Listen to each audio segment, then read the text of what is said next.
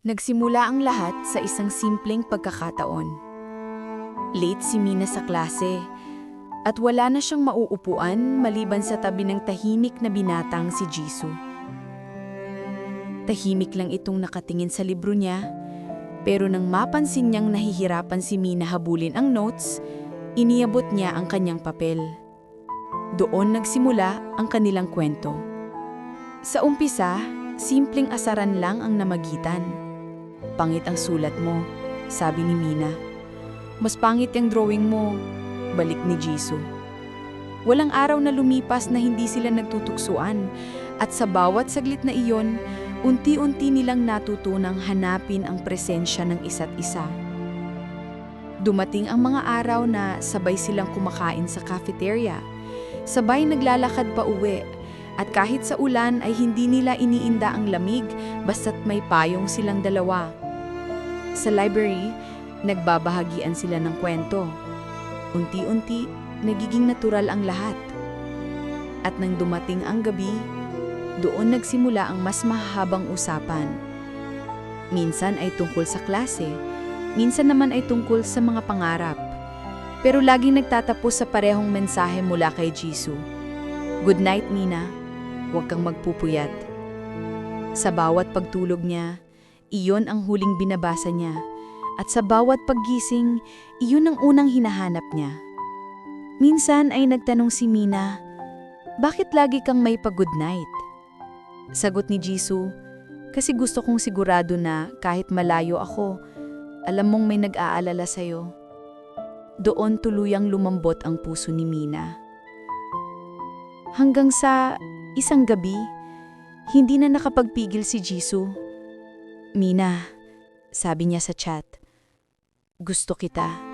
Matagal na. Hindi ko lang masabi noon."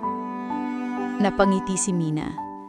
Matagal na rin niyang nararamdaman iyon, pero ngayon lang niya narinig ng diretso mula kay Jisoo. Hindi niya kailangan sumagot ng mahaba. Isang simpleng, "Ako rin, Jisoo," ang naging tugon.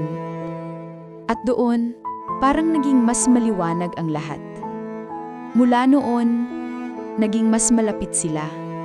Hindi man opisyal, sapat na ang bawat gesture, bawat tawanan, bawat simpleng paghawak ng kamay. Sa mata nila, sapat na ang ngayon, kahit wala pang bukas na malinaw. Ngunit dumating ang gabi na kakaiba. Wala siyang natanggap na mensahe.